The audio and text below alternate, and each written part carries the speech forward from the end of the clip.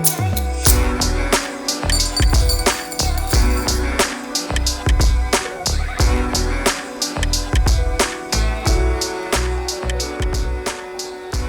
we talk about saving money, what we usually mean is setting ourselves up financially so that at some point in the future, we can purchase something that is important to us.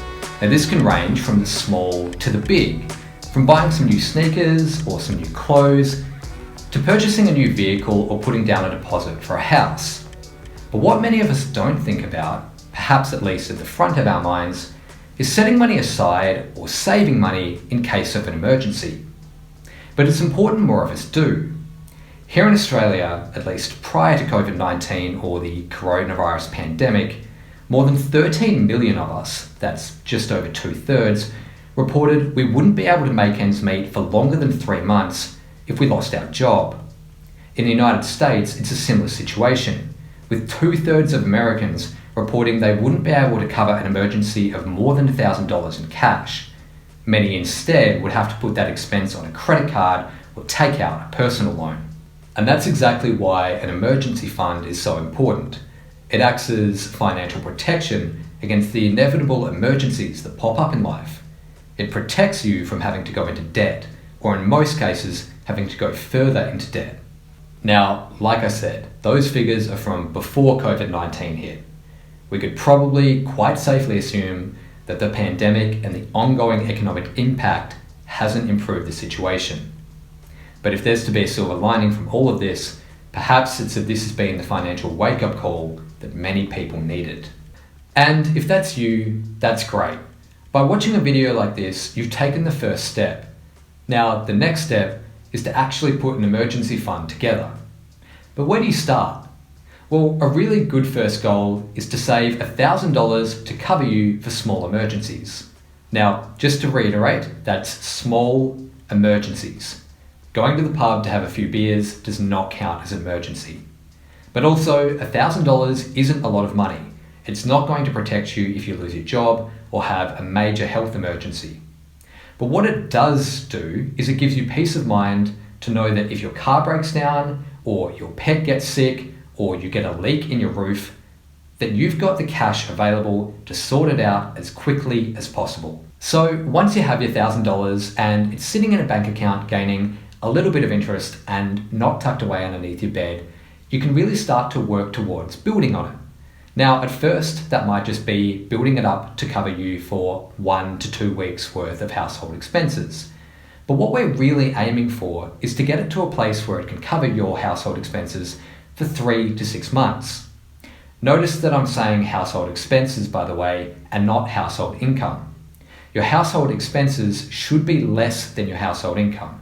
And if it's not, it's something that you should be working towards. A really great way of doing this is working towards being debt-free.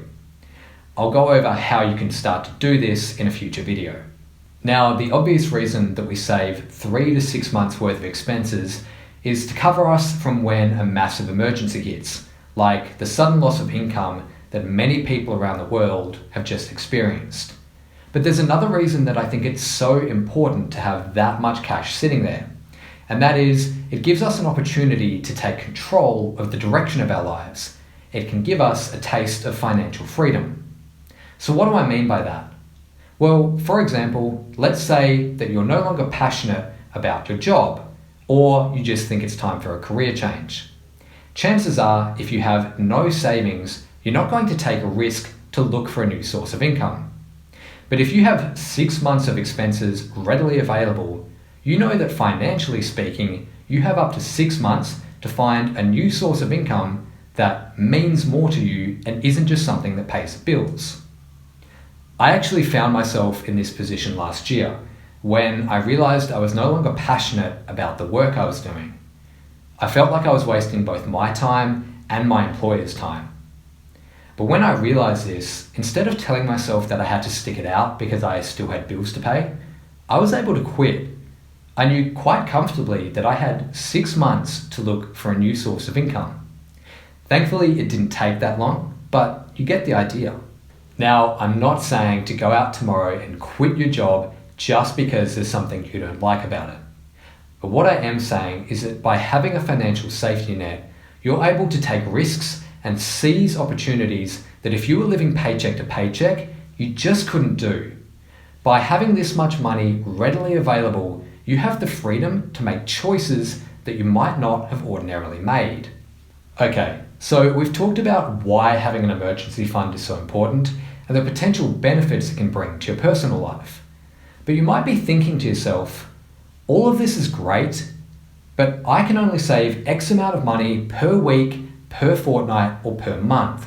How am I supposed to save 6 months worth of expenses? If you're having trouble saving money, there are basically 2 things you can do, or a combination of those 2 things, to help you have more money available to put into savings. The first is to decrease your household expenses. The less household expenses you have, the less you need to save to cover them. Basic math, right?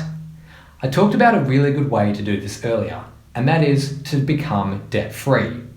If you no longer have a car loan or credit card debt, you no longer have money coming out of your income every week, fortnight, or month that is going towards paying off those debts. And that's money that you can save. The second way to save more money is to increase your household income. And I get it, that's easily said and difficultly done. Just earn more money. Simple, right? Great advice.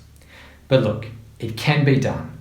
And I'll explain how it can be done, as well as other ways to decrease your household expenses in the next video. For now, I feel like I've been talking for far too long, so I'm just going to end it here. But if you've made it this far, I just wanted to say thank you. I appreciate it, and I appreciate you. I'll see you next time.